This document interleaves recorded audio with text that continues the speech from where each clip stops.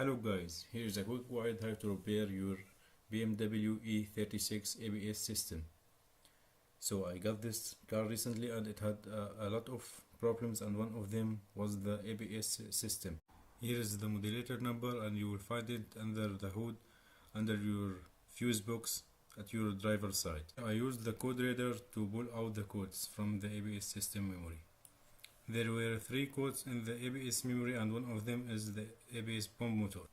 Well, it was a little bit hard to take it out because there are a lot of things you have to take away. One of them the air filter box and the secondary air pump, and there are those ABS lines that were in the way and I had to pull them out, and a lot of shaking with a lot of wiggle so you can take it out. You have to pull out those 4mm screws. Here is an example of what you're gonna take out to reach the ABS. See how it looks like from inside. This is the grinder which I used to cut out the cover and reach the ABS modulator. You can use a heat gun or any kind of plastic or metal saw, it will work out. After you cut the cover and make your way into the ABS modulator, you will notice a lot of points in the ABS modulator. The main 2 points will be broken as the points near the arrow, and you can weld the other points just in case.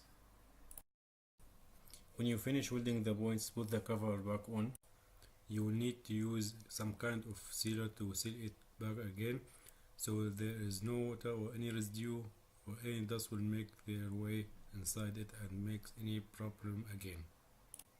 I went a little bit creative. I used my hair dryer and my tripod to faster the drying procedure. When the sealer dry, reassemble the ABS modulator and every part you take it out. In my case, when I reassembled it, I started the car and the ABS and traction control lights were still on. I left the car idling for a couple of minutes, then I re-plugged my code reader and deleted the codes for a couple of times.